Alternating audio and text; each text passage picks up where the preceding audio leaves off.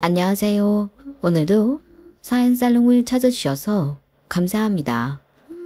20년 전 사고로 모든 기억을 잃은 40대 아줌마예요. 남들은 옛 기억들을 추억 삼아 이야기꽃을 피우기도 하지만 전 20살 이전의 기억이 없기 때문에 어린 시절 추억이 전혀 없네요. 드라마나 영화에서처럼 극적인 음악이 흘러나오며 한순간에 파바박 모든 기억이 돌아오면 얼마나 좋을까요? 하지만 현실은 참 비극적이네요. 단 한 장면도 기억나지 않아요. 다만 몇 개월 전 제 인생을 송두리째 뒤바꿔 놓을 만한 일생일대의 사건이 벌어졌기에 그 사건을 계기로 제 과거를 조금씩 찾아가고 있어요. 정확히 말하자면 누군가가 이야기해준 나의 어린 시절을 열심히 암기하고 있죠. 어렸을 적 사진도 보고 학교에서 받아온 상장이나 비디오로 찍어놓은 영상도 밤새 보고 있어요. 마치 시험 공부하듯 말이죠. 이렇게 외우기라도 하면 조금이나마 생각이 나지 않을까 싶어서요. 저의 노력이 참으로 가상하죠. 여러분 중 과거를 잊고 싶다고 입버릇처럼 말씀하시는 분들이 계시죠. 하지만 과거를 기억하고 추억할 수 있다는 건 크나큰 축복이에요. 전 과거에 대한 기억이 없기에 지금까지 앞만 보고 자랐어요. 시댁과 남편은 개차반이었지만 천만다행히도 아들 셋은 정말 착하고 똑똑했기에 그 아이들을 희망 삼아 여기까지 올 수 있었죠. 태어나서 20살까지의 기억이 전무한 제가 그동안 얼마나 서럽게 살아왔는지 궁금하시죠? 제가 가장 좋아하는 채널인 사연살롱 여러분께 담담하게 제 인생을 털어놔 볼게요. 여러분께서 공감해 주시면 제가 살아갈 힘이 좀 날 것 같아요. 지금부터 시작할게요. 막상 이야기를 펼치려니 어디서부터 시작점을 잡아야 할지 모르겠네요. 저의 첫 기억은 20살 때 병원이었어요.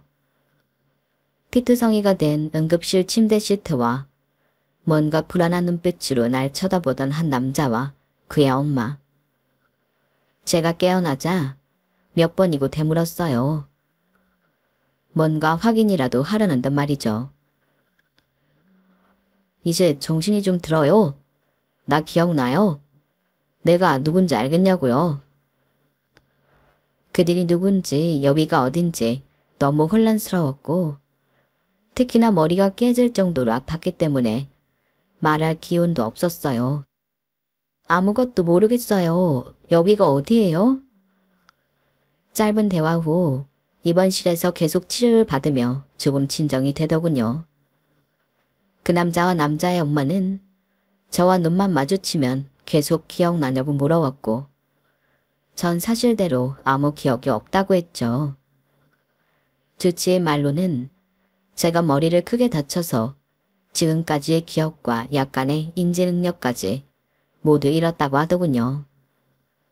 그런데 그 남자와 할매는 그 소리를 듣고 자기네들끼리 오히려 다행이라고 하더군요. 뭐가 다행이라는 거예요? 다 듣고 있었냐? 아니다. 그냥 우리끼리 한 말이야. 현재 기억나는 게 하나도 없다고 하니 나랑 내 아들이 다 알려줄게. 기억나는 게 없으면 외우기라도 해야지. 이게 다 네 팔자인 것을 어쩌겠니? 그래 섹시야. 내가 우리 섹시한테 하나부터 열까지 빠짐없이 다 알려줄게. 나는 당신 남편이야. 이쪽은 우리 엄마. 그러니까 당신 시어머니고 우린 가족끼리 식당에서 밥 한번 먹는 걸로 결혼식을 대신하고 신혼여행으로 서울 구경 다녀오다가 차 사고를 당한 거야. 우리 고향인 섬마을로 다시 돌아오다가 말이야. 우린 원래 바닷가에서 살던 사람들이야. 당신은 오래전 두실부모한 구어로 홀로 자랐고 당신이 하도 날 쫓아다녀서 내가 색시로 받아줬지 뭐. 모든 게 혼란 그 자체였지만 나의 시모와 남편이라는 사람이 말한 대로 그대로 외울 수밖에 없었어요. 난 원래부터 집도 절도 없고 구하라고 하니 내게 가족은 그 둘뿐이었거든요. 당시엔 오히려 그들에게 고맙다는 생각이 들더군요. 고마워요. 이렇게 날 살려줘서. 의사 말로는 하마터면 죽을 수도 있었다고 하는데 그래도 목숨은 건졌네요. 옆에 있던 시모가 한마디 하더군요. 그래. 우리가 바로 네 생명의 은인이다. 앞으로 우리한테 충성을 다 바쳐야 할 거야. 알았냐? 드라마에서 보면 머리를 크게 다쳐 기억 상실에 걸린 주인공은 딱 기억만 잃잖아요. 하지만 현실은 그렇지 않더군요. 머리를 다쳐 인지 능력과 언어 능력까지 저하된 저는 마치 초등학생처럼 다시 한글 공부와 말 연습을 해야 했어요. 몇 개월 만에 태어난 저는 남편과 시모와 함께 사는 신혼집인 시댁에 가서 현실 생활에 돌입했어요.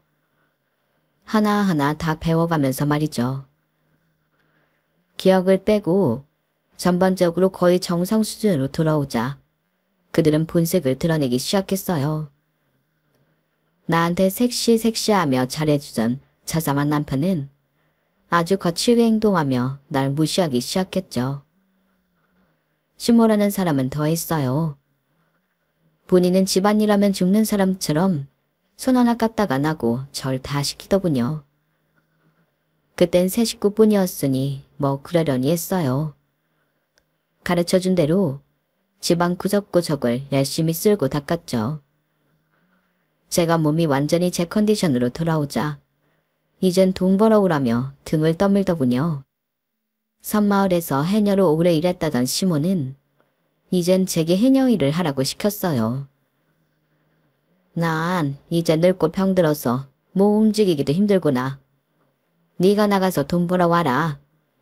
네 남편이 고기 잡아서 푼돈 벌어오는 걸로는 우리 세 식구 입에 풀 칠하기도 힘들잖냐? 게다가 너희 부부 애도 낳아야 할 거고 애 키우려면 생활비가 더 들어갈 텐데 그거 어떻게 충당할 거냐? 내가 젊어서 해녀로 일했던 것처럼 너도 물질 배워서 해녀로 먹고 살도록 해. 어머님, 늙고 병들었다기엔 어머님 너무 팔팔하신걸요? 그럼 제가 밖에서 돈 벌어오면 어머님이 집안일 좀 해주실 건가요? 맨날 돈에 할머니들하고 화투만 치러 다니시고 아무 일도 안 하고 밥 먹고 누워서 드라마만 보시잖아요. 화투 치시는데 필요한 미천만 뜯어가려 하시고. 정말 너무하세요. 제가 이 집안의 노예인가요? 남편도 그렇고 어머님도 절 밥대비 취급만 하시고 너무하세요. 야, 넌 이 집안에 원래 일하러 들어온 여편네 아니더냐? 그럼 잠자코 일하고 돈 벌고 애나 낳고 그렇게 사는 거야. 인생 뭐 별거 있냐? 그러다 가는 거지. 그리고 내가 그 스톱으로 얼마나 돈을 잘 불리고 있는지 알기나 해? 은행 이자에 2배는 넘게 불린다고. 내 실력을 뭘로 보는 거야? 너는 마냥 내가 노는 걸로 보이냐? 하도 닥달을 해대니 해녀 일을 해야만 했어요. 남편도 조그만 고깃배로 벌어들이는 본인 수입이 변변치 않으니 같이 맞벌이 하자고 대놓고 말하더군요. 물질 하다 보면 별로 어렵지 않아. 젊었을 때 고생은 서서도 한다는데 한번 해봐. 물을 무서워하는 전 진짜 죽음의 공포를 느끼며 해녀 일을 해야만 했어요. 단장값이라도 벌어야 한다는 생각으로 말이죠. 같이 하던 해녀 할머니들이 제게 그러더군요. 하유, 물을 그렇게 무서워하면서 무슨 물질을 한다고 그래. 되게 시애미가 시키더냐? 그 옆에 내는 자기도 물질하기 싫다고 몇 년을 서울로 도망가 놓고 며느리는 물질을 시키고 지랄이래. 네? 우리 어머님 여기서 쭉 사시던 분 아니에요? 아니요. 물질도 몇 번 안 해봤어. 자기 남편 쓰러지니까 간병하기 싫다고 아들만 데리고 사러 가서 파출부 노릇하며 쭉 살다가 남편 죽으니까 쓱 내려왔구만. 아들 섹시 하나 데리고 말야. 참으로 지독한 여편네야. 병든 자기 남편을 버르다니. 참네.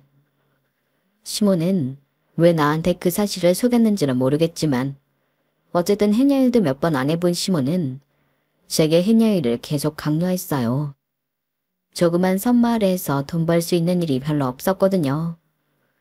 이쪽 저쪽에서 치이느라 전 생리가 멈추고 뱃속에 아기가 자라고 있는지도 모르고 지나치고 있었어요. 그런데 어느 날 해녀일을 마치고 해녀복을 벗고 평상복으로 갈아입었는데 하혈을 했는지 바지가 금세 핏빛으로 젖어버리더군요. 같이 일하던 해녀 할머니가 더 놀라셨죠. 아이고 섹시해. 얼른 병원 가봐. 밑으로 웬 피를 그렇게 많이 쏟아내. 그러다 쓰러지겠어. 가만히 있어봐. 내가 119에 전화해 줄게. 그렇게 응급실에 가서 검사해본 결과 임신이 됐다가 유산된 거였어요. 꼭 아기를 잃었다는 사실보다 그렇게까지 내몰리게 된 내 자신의 처지가 서러워 눈물이 하염없이 흐르더군요. 소식을 들은 남편과 시모도 응급실로 찾아왔어요.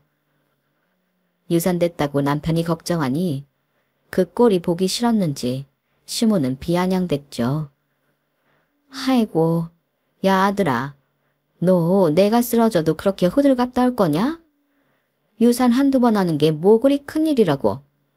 야, 며느라, 너 물질도 싫고 집안일도 안 하려고 일부러 깨방 부리는 거 아니냐? 젊은 애가? 얼른 툭툭 털고 일어나라. 뭐라고요, 어머님? 꾀병이라뇨.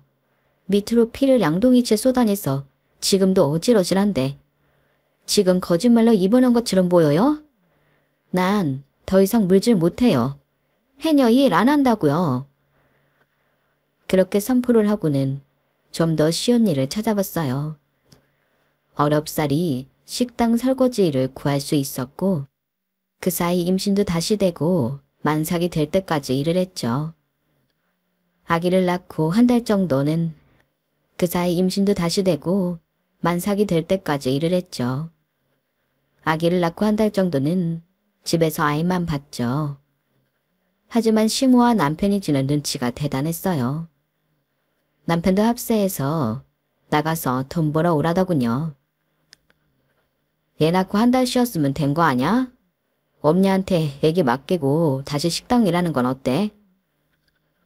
직장 다니는 사람들도 최소 3달은 쉬더라. 난 애 낳고 우리 아기 100일까진 젖 먹이고 싶어.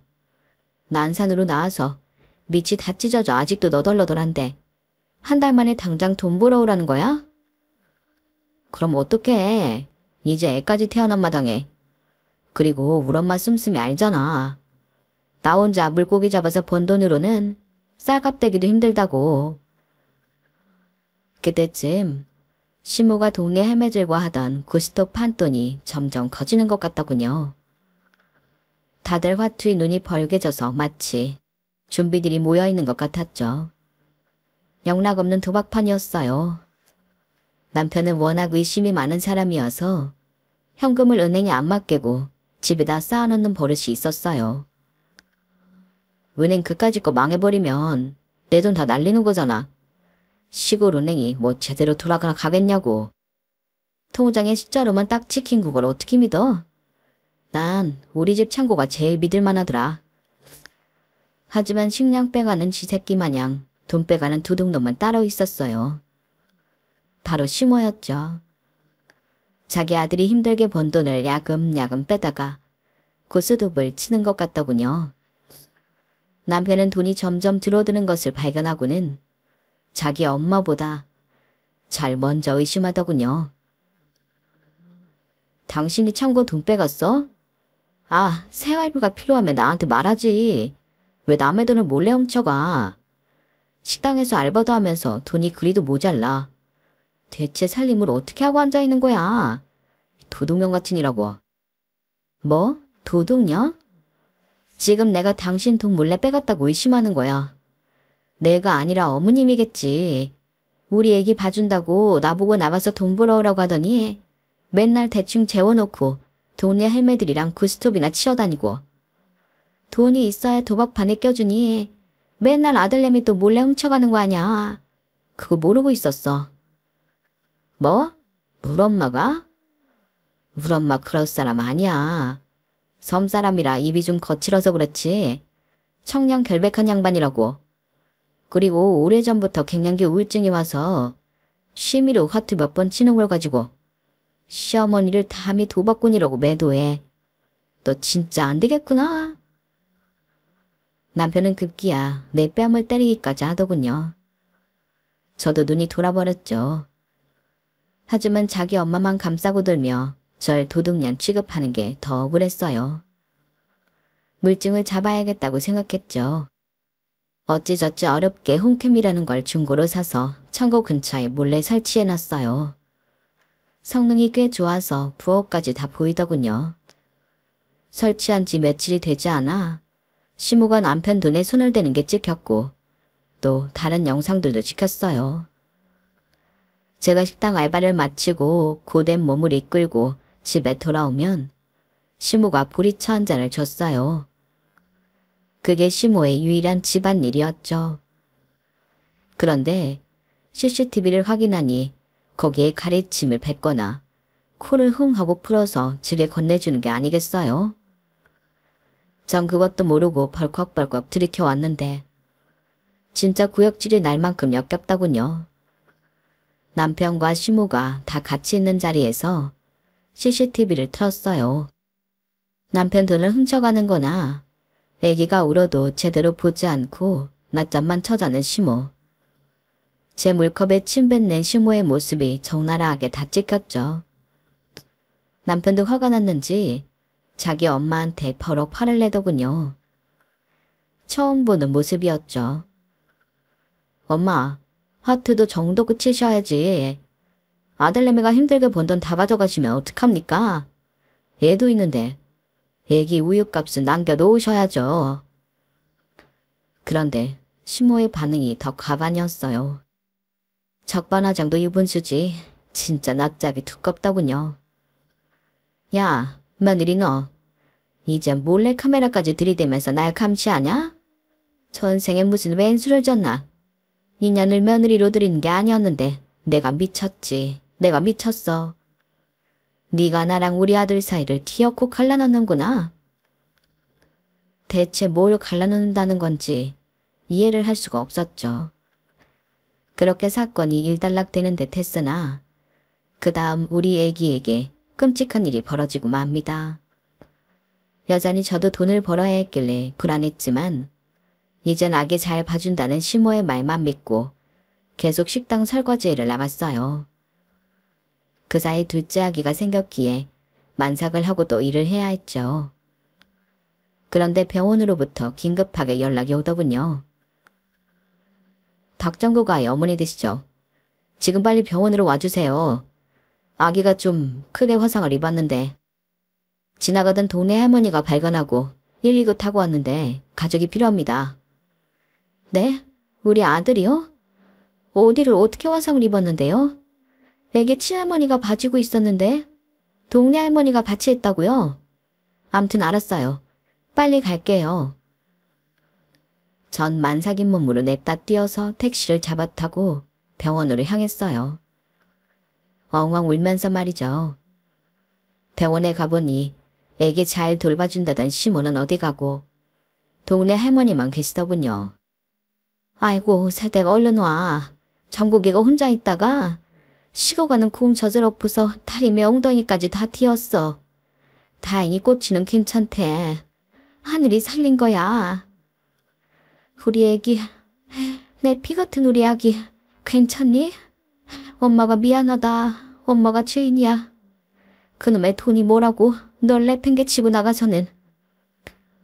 곧이어 소식을 들은 남편도 쫓아왔어요. 어느 정도 진정이 되자 남편에게 입원한 첫째 아이 간병을 맡기고는 저는 시모를 잡으러 갔어요. 아니나 다를까 화투판에 저 앉아있더군요. 시모의 신난 목소리가 저 멀리서까지 들리더군요. 자, 어서 다들 돈 내놔돈. 이번 판은 내가 대박 났다. 대박이여. 으흐, 신난다. 내 아들을 사지로 몰아놓고는 신나게 화투나 치고 있다니. 시모의 뒷모습을 보자니 사리가 느껴졌죠. 피가 거꾸로 솟는 것 같았지만 일단 차분히 뒤로 빠져서 112에 신고했어요. 도박판이 벌어지고 있다고 말이죠. 잠시 후 경찰들이 몰려왔고 일단 시모까지 싹 다 잡아가더군요. 전 뒤에 몰래 숨어서 집으로 와버렸어요. 제가 신고한 건 비밀로 해달라고 했죠. 유치장에 갇힌 시모는 남편에게 연락했고 가까스로 나을 수 있었다고 해요. 잡힌 건 처음이었으니 도박 추범으로 말이죠. 남편은 아기가 화상을 입은 것에 대해 시모를 다그치더군요. 엄마, 아니 어떻게 애를 냅두고 화투를 치러 다닐 수 있어요? 지금 아기가 병원에 입원할 정도로 화상을 입었잖아요. 아, 자넨 화투 때문에 내 돈을 빼가지 않나. 이젠 엄마 못 믿겠어요. 애기 엄마가 둘째 가져서 만삭이고 하니 그냥 내 몸 굴려서 돈 벌어올 테니 다 집에 있어요. 남편은 하는 일이 고기잡이였으니 훨씬 연봉이 세다는 원양어선 일을 알아보더군요. 이젠 원양어선 타면 애기들까지 생활하는데 문제 없을 테니 당신이 집에서 애 키워. 우리 엄마한테 맡기면 애기들한테 또 무슨 일 생길지 모르니까 말이야. 이렇게 전 둘째를 낳으며 전업주부가 되었어요. 여전히 시모는 집안일에 손 하나 깠다가 안 하고 밖으로만 돌았지만 그래도 식당일 안 하고 집안일 하며 아이들을 돌볼 수 있다는 게 제겐 마치 휴식처럼 느껴지더군요. 원양어선을 타게 된 남편은 몇 달 만에 한 번씩 집에 와서는 긴 휴식을 가지고 또 배 타러 나갔죠.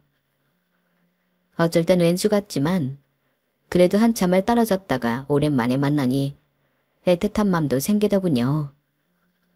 그래서 그런지 셋째가 금방 들어섰어요. 그런데 셋째 임신 소식을 들은 남편의 반응이 황당하기 그지없었죠. 뭐? 또 아기를 가졌다고? 당신 그거 내 아이 맞아? 딴 남자랑 굴러먹다가 아이 들어선 거 아냐? 내가 몇 개월씩 밖에 있는데 임신할 수 있는 거야? 지금 뭐라고 했어 자기? 뚫린 입이라고 아무 말이나 해대는 거야? 집에 오면 한 달씩은 있다 가면서 그 시간들은 생각 안 해? 이 시골 섬마을에 바람필 남자가 누가 있다는 거야?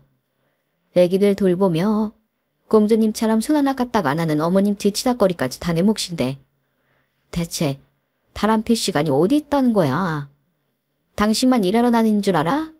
난 집에서 24시간 움직이고 있다고. 맘 같아선 셋째 아이를 지어버리고 싶더군요. 지금 생각하면 진짜 끔찍한 생각이었죠. 그런 생각을 잠시나마 했다는 자체가 우리 셋째 아이한테 너무 미안하네요. 그렇게 셋째 아이를 남편이 배 타러 장기 출장하고 있는 상태에서 혼자 낳았어요. 그런데 아직도 남편은 제가 의심됐는지 셋째 아기를 낳자마자 기다렸다는 듯이 무언가 요구하더군요. 셋째 아이가 진짜 내 새끼가 맞는지 유전자 검사할 거야. 아휴, 남편의 의심병은 그때부터 점점 커져만 갔어요. 안 그래도 팍팍한 삶 속에 남편마저 저를 의심하다니 진짜 기운 빠지는 일이었죠. 마음대로 해. 유전자 검사를 하든지 말든지 마음대로 하라고. 검사 결과 당연히 친자로 나왔죠. 제가 다른 남자를 만날 겨를이 어디 있겠어요. 게다가 섬마을엔 죄다 꼬부랑 할배들 뿐이었는걸요. 더럽고 치사하고 진짜 너무 억울했지만 울분을 참고 또 일상생활로 돌아와야 했죠. 전 이미 새 아이의 엄마가 되었기에 나만 바라보고 있는 우리 아이들을 책임져야 했거든요. 아들만 셋을 낳았는데 우리 아들들은 너무 고맙게도 착하고 똑똑하게 커주었어요. 서울 아이들은 과외며 학원이며 사교육도 많이 시킨다는데 외부와 철저히 단절된 이 섬 구석에 과외 선생님이 어디 있겠어요. 다행히 허상 과외라는 게 있다기에 서울로부터 화상으로 수업을 받기도 했죠. 역시나 컴퓨터 앞에서 화상으로 아이 선생님과 학부모 상담을 하는데 선생님께서 이런 말씀을 하시더라고요. 어머님, 지금 첫째 정국이와 둘째 정찬이가 영어랑 수학 수업을 받고 있잖아요. 그런데 워낙 수업을 잘 따라오고 실력이 범상치 않길래 컴퓨터로 간단히 영재 테스트하는 게 있어서 저번에 한번 해봤어요. 그랬더니 둘 다 영재 판정을 받았어요. 간이 테스트이기에 정확치는 않지만 제가 가르쳐왔던 학생들 중 가장 머리가 똑똑하고 실력이 좋은 것 같아서 어머니께 말씀드립니다. 서울로 한번 나오셔서 정식으로 영재 테스트를 받아보시고 그에 맞는 교육을 시켜주시면 어떨까요? 네? 우리 아이들이 영재라고요? 어려서부터 꽤 똘똘한지는 알고 있었지만 그 정도인 줄은 몰랐는데 애기 아빠랑 한번 상의해 보겠습니다. 고맙습니다, 선생님. 우리 아이들이 똘똘하다는 건 정말 기쁜 일이었지만 우리 형편상 영재 교육이며 특히 서울로 와서 교육시키라는 건 꿈처럼 먼 일이었죠. 일단 남편에게 전화로 상의나 해봤어요. 하지만 돌아오는 대답은 뻔할 뻔짜였어요. 야, 넌 엄마로서 애들 데리고 섬마을에서 조용히 살 생각이나 할 것이지. 뭐? 영재교육? 서울? 웃기는 소리 쳐하고 앉았네. 넌 남편이 돈 벌어다 주니까 돈 버는 게 쉬워 보이지? 고아년 데려다가 밥 주고 집 주고 했더니 바라는 게 한도 끝도 없네. 우리 애들도 고등학교만 졸업하면 원양어선 태워서 돈 벌게 할 거니깐 잠자코 애들 밥이나 먹여서 힘나 키우게 해. 힘이 세야 고기도 잘 잡는다고. 뭐? 당신 말이 너무 심한 거 아냐? 어머님이 나보고 야 거리니까 이젠 당신도 나한테 그렇게 막대하네. 우리 애들도 원양어선 태운다고? 당신이 그렇게 힘들면 우리 애들은 펜대 굴리면서 쉽게 돈 벌 수 있도록 역량을 키워줘야지. 밥이나 먹여서 힘 키우라고. 그게 아빠로서 할 소리야. 똑똑한 아이들 제대로 교육시킨다는 게 그렇게 욕 들을 일이야. 됐어. 당신이랑 말이 안 통해. 끊어. 옆에서 전화통화를 듣고 있던 시모도 한마디 거들더군요. 야, 너 힘들게 일하고 있는 네 서방한테 말 뻔세하고는? 그리고 애들 데리고 네가 서울로 가버리면 내 밥은? 집안일은 누가 다 하냐? 자고로 한번 밥대기는 영원한 밥대기인 거다. 그냥 섬마을에서 조용히 살다 죽을 생각이나 해. 남편과 시모의 강한 만류로 일단 한풀 꺾이긴 했지만 우리 아이들을 제대로 된 교육시키며 잘 키워보고 싶단 마음은 뭉글뭉글 점점 커져만 갔어요. 서울에 대해 찾아보기도 하고 마치 팬이 좋아하는 연예인에 대해 막 찾아보듯이 서울살이, 교육, 교통, 서울의 동네들에 대해 다각도로 검색해봤죠. 그러다가 남편이 아주 오랜만에 집에 왔고 다시 한번 얘기를 꺼내봤어요. 그랬더니 또 제 뺨을 때리며 상을 뒤집어 엎고 집안을 난장판으로 만들더군요. 야, 너 또 서울 얘기 꺼낼 거야? 오라. 네 인연, 네가 처음에 서울 얘기 꺼낼 때부터 내가 예상하고 있었어. 너 서울에 기둥서방 하나 생긴 거 맞지? 그놈 만나러 서울 간다는 거지 지금? 어디서 몰래 연락하며 바람을 펴대. 이 불순한 것 같으라고. 지금 나 때린 거야?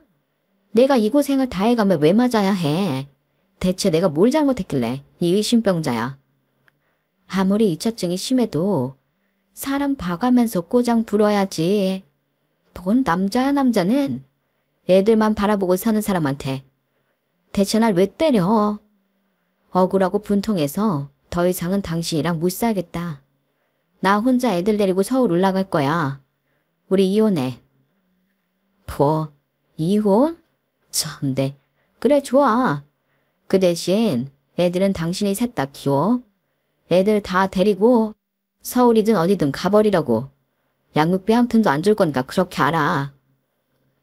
애는 나 혼자 낳았어? 아빠라는 사람이 양육비를 못 주겠다고? 양육비 안 주면 당신 소송할 거야. 그렇게 으름장을 놓았지만 나중에 진짜 양육비를 안 줄 때 변호사를 선임해 소송할 정신도 없더군요. 각박한 서울살이에 저 혼자 애새 키우느라 똥구녕이 빠지게 일이 치여 살았죠. 어쨌든 지 마음에 안 들면 폭력을 입사는 남편과 도박꾼이자 성격 개차반이 시모와 그렇게 남남이 되고 서울로 애셋 데리고 올라왔어요. 이혼이며 상경이며 모든 게 얼떨결에 결정된 일이라 아무 준비도 없이 맨몸으로 올라왔죠. 그래도 아이들이 어느 정도 커서 혼자 집에 있을 수 있었기에 일단 학교에 보내놓고 하루 종일 일을 했어요. 명절날 포함해서 365일 단 하루도 안 쉬고 일했어요.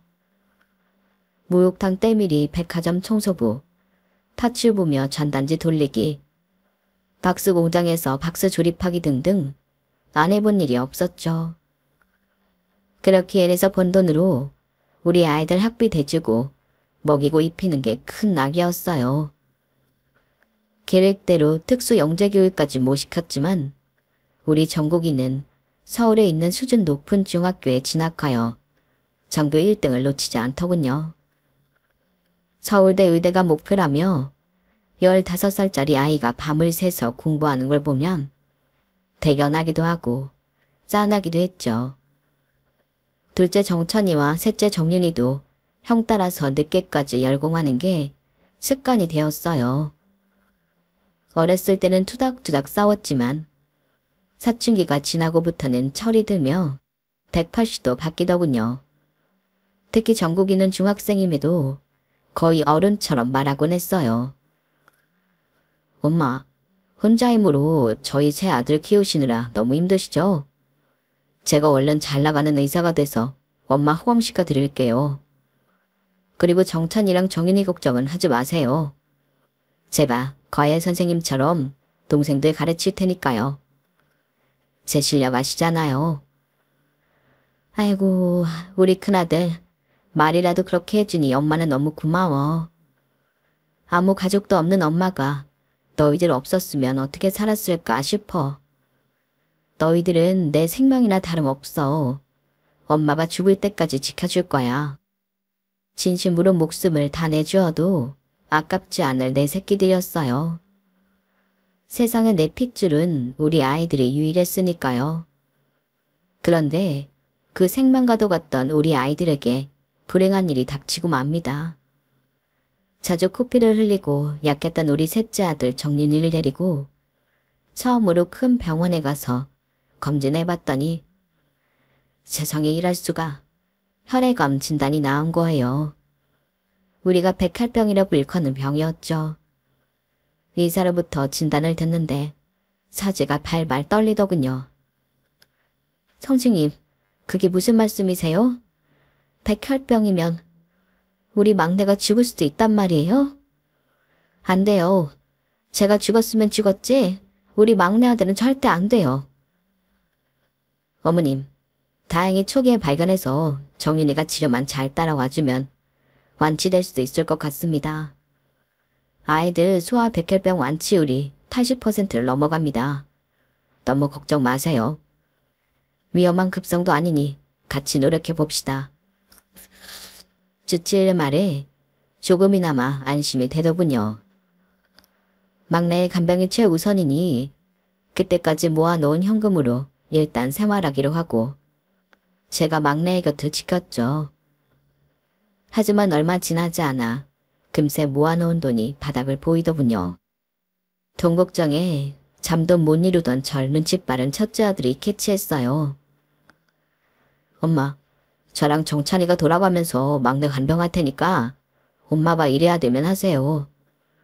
제가 성인이었으면 몸이 부서져라 이래서 돈 벌어올 텐데 그러지 못하니 너무 답답하네요. 당장 돈이 급하긴 했기에 쪽잠을 하루에 3시간 정도 자가며 진짜 쓰러지기 일보 직전까지 일했어요. 어떻게든 우리 악내 아들을 살려야 했기에 소처럼 개처럼 일해서 돈을 모았죠. 밥 먹을 시간과 돈이 너무 아까워 삼각김밥으로 대충 때우고 손님이 먹다 버린 음식 주워 먹으며 거지처럼 살았어요. 에휴, 그때를 다시 떠올리니 너무 서러워서 눈물이 다 나네요. 돈 없는 사람에게 이 세상은 너무 춥고 각박하기 그지없었죠. 돈이 있어야 사람 대접받는 세상이더군요. 다행히 셋째 아들은 어느 정도 치료가 되어 퇴원할 수 있었고 정상적으로 학교 생활도 할 수 있었어요. 종교도 없던 저였지만 그때 당시엔 하루에 12번도 더 바닥에 무릎 꿇고 절을 했던 것 같아요.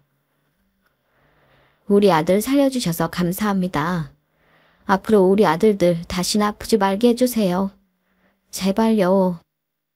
찢어지게 가난한 우리 집 가정 형평상 공부에 제대로 매진도 못했던 첫째 아들은 본인이 원하던 서울대 의대는 못 갔지만 지방에 있는 의대에 합격할 수 있었어요. 괜시리 제가 다 미안하더군요.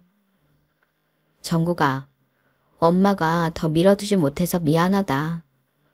네가 평범한 가정에서만 태어났어도 서울대 의대는 물론 하버드 의대도 갈 수 있지 않았겠니? 엄마, 농담도 참 잘하시네요. 엄마는 최선을 다하신 거예요. 제가 시험에 잠깐 삐끗해서 몇 개 더 틀려서 지방 의대를 가게 된 거죠 뭐. 근데 엄마, 여기도 엄청 센 곳이에요. 기숙사 살면서 훌륭한 의사가 되기 위해 열심히 공부할 테니 기대해 주세요. 이렇게 성격 좋고 유쾌한 아들이라니. 내 아들이지만 존경스럽기까지 했어요. 둘째 아들은 순수 과학을 공부하고 싶다며 과학고에 진학했는데 원하던 서울대 자연계열에 합격하더군요. 백혈병을 이겨낸 셋째도 연약한 몸을 이끌고 형들 따라서 열심히 공부하곤 했죠. 우리 아들들만 보면 정말 밥을 안 먹어도 배불렀어요.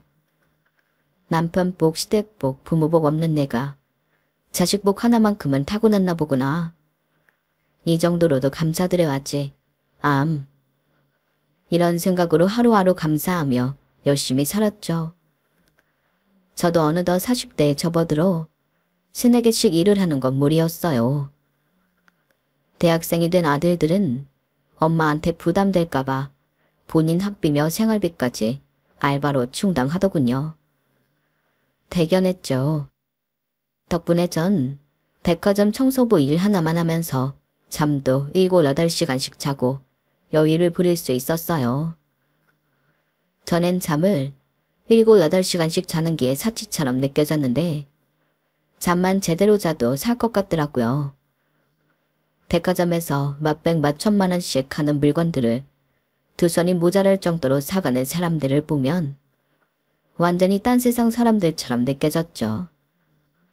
그날도 내 발자국이 생기지 하게 않기 위해 뒤로 걸으며 백화점 바닥을 삐까뻔쩍하게 닦고 있는데 저도 모르게 고객과 충돌하고 말았어요.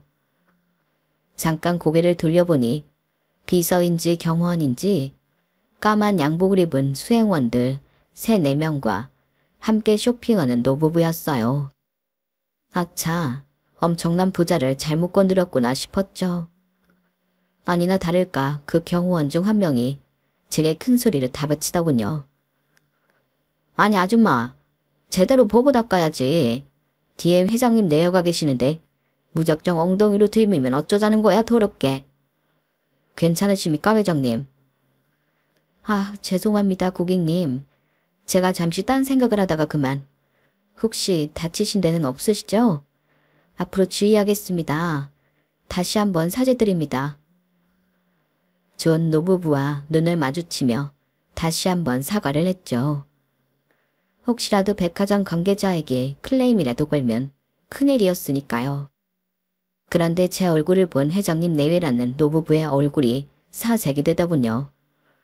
그리고는 제 팔을 붙잡고 다짜고짜 물었어요. 너, 세화야, 내 딸 세화 맞지? 그동안 어디 있었던 거야? 왜 엄마 아빠를 찾지 않았던 거야? 네가 왜 여기서 청소를 하고 있어? 대체 20년간 어디서 어떻게 살고 있었던 거야? 세화요? 전 김방인데요.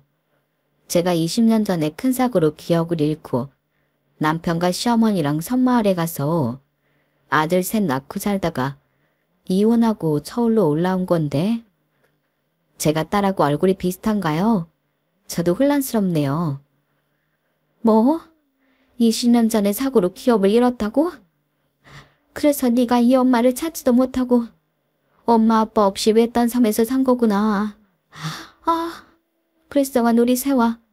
우리가 네 부모야. 우리 얼굴 기억 못하겠니? 넌 20살 때 얼굴 그대로구나. 근데 남편이랑 시어머니가 누구길래 너한테 부모 얘기를 안 해준 거야? 혹시 이 말자 박종문 맞니? 우리 시어머니랑 남편 이름을 어떻게 아세요? 맞아? 그 심한 년놈들 같은 이라고. 웬 여자가 아들 하나 데리고 워낙 불쌍해 보이길래 우리 집에 살게 해주면서 파출 무리시켰더니 은혜를 웬 수로 갚아? 그 잡자들 당장 찾아야겠다. 그 년놈들 어딨니? 아니다. 일단 우리 집으로 가자꾸나 세화야. 너 아들이 셋이라고? 어디 살고 있니? 우리 손자들까지 데리고 원래 우리가 살던 집으로 가서 얘기하자꾸나 아가. 내 엄마라는 사람이 날 보고 아가라고 부르는데 느낌이 이상했어요. 날 이렇게까지 다정하고 따뜻하게 불러주는 사람이 존재하는구나. 굉장히 어색한 감정이었죠. 아직 고등학교에 재학 중인 막내 아들을 데리고 제가 원래 살았다던 곳에 갔어요. 대궐 같은 그 집에는 아직도 제 방이 남아있더군요. 제가 10대 시절 한창 책이 발랄할 때의 사진들이 한 벽면을 가득 찰 정도로 많이 걸려 있었어요. 지금의 얼굴과 별반 다르지 않았지만 너무 이상하더군요. 친부모님은 엉엉 우시면서 내 손을 계속 잡고 이야기하셨어요. 증성 로펌의 수장으로 아직도 일하고 계시는 아빠와 교수로 명예퇴직하신 엄마 덕분에 우리 집은 꽤 부유하게 살 수 있었더군요. 엄마는 설명을 이어갔어요. 아 글쎄 아들 딸린 불쌍한 파출부를 데려다가 방학금까지 내어주며 입주 도우미를 써줬는데 그 아들이 점점 크면서 널 좋아하는 티를 내는 게 아니겠니? 그냥 그러다가 끝나려니 했는데 20대가 되자 그 아들놈이 널 강제로 덮치려고 했고 그 현장을 목격하고는 아들과 엄마를 바로 내쫓아버렸지. 마음 같아선 콩밥을 먹이고 싶었으나 손이 팔이 되도록 무릎 꿇고 찾아와는 통에 그냥 내쫓는 걸로 끝났지. 그런데 그 후로 며칠 지나지 않아 20살인 네가 사라져버렸어. 실종신고도 하고 별짓을 다 했지만 찾을 수 없었지. 엄마 아빠는 외동딸인 네가 없어지고는 거의 몇 년간 사람답게 못 살았어. 죽음의 문턱까지 갔다 왔지 뭐니. 하지만 왠지 네가 살아있을 거라고 생각되더라. 우리 딸이 돌아왔을 때 정상적인 가정을 보여주고 싶어서 엄마 아빠 모두 다시금 열심히 살았지. 이렇게 우리 딸하고 생각지도 못한 예쁜 손주까지 만났구나. 엄마 아빠가 이렇게 열심히 살아온 건 단이 덕분이야. 우리 부부는 다 늙어서 이제 돈 쓸 일도 없어. 이 재산들 다 네 거야. 넌 창창한 아들이 셋이나 있으니 앞으로 돈 들어갈 일이 많을 거야. 모든 걸 다 퍼줄게. 퍼즐이 조금씩 맞춰지기 시작했죠. 그 아들과 파출부였던 엄마가 바로 제 남편과 시모였던 거예요. 제가 기억을 잃어버리자 이미 결혼식을 올린 신혼부부인 것처럼 남편과 시모 행사를 했던 거죠. 전 그들에게 속아 지난 20년을 고난과 역경 속에 개고생하며 살아왔고요. 그 년놈들이 제게 친부모와 집 주소만 바로 알려줬어도 부모님 밑에서 안락하게 살 수 있었는데 너무 분통하고 억울했죠. 전 쓰러져서 한참을 오열했어요. 그리고는 복수를 다짐했죠. 바로 전 남편에게 전화를 걸었어요. 야, 이 새끼야. 왜 사고 났을 때 바로 우리 엄마 아빠에 대해서 말해주지 않았어? 너 때문에 내 인생 꼬인 거 어떻게 보상할 거야? 잃어버린 내 20년을 어떻게 되찾아줄 거냐고. 너랑 네 사기꾼 애미, 두 년놈들을 내가 죽을 때까지 족칠 거야. 다 망하게 만들 거라고. 뭐야. 내가 너 억지로 차에 태워서 달리다가 사고 난 것까지 다 기억났어? 아이씨, 누가 말해준 거야. 이런 재수없게 딱 걸렸네. 혹시 돈 많은 엄마 아빠 찾은 거야? 니네 집 엄청나게 부자였는데. 그럼 나 돈 좀 빌려주면 안 될까? 내가 애 아빠잖아. 예정은 생각해서 조금만 재산 떼어주면 안 될까? 뭐 이 새끼야? 네 애미랑 콩밥을 같이 먹을 준비나 해. 네가 그러고도 애기들 아빠냐? 난 사람도 아니야 이 새끼야. 그 와중에도 돈 달라는 말을 하다니 정말 빌어먹을 인간이었죠. 날 겁탈하려던 이 남자와 부부의 연을 맺었다는 게 소름 끼칠 정도로 혐오스러웠어요. 부모님들은 일단 병원에 입원을 해서 기억도 최대한 들어오게 만들어보고 건강도 챙기라고 하셨지만 전 복수가 먼저였어요. 다행히 로펌의 수장이었던 아빠 덕분에 소송은 일사천리로 진행되고 있네요. 젖먹던 힘까지 짜내어 증거들을 수집하고 있어요. 지난 20년간 그 악마 모자에게 시달린 증거들 말이죠.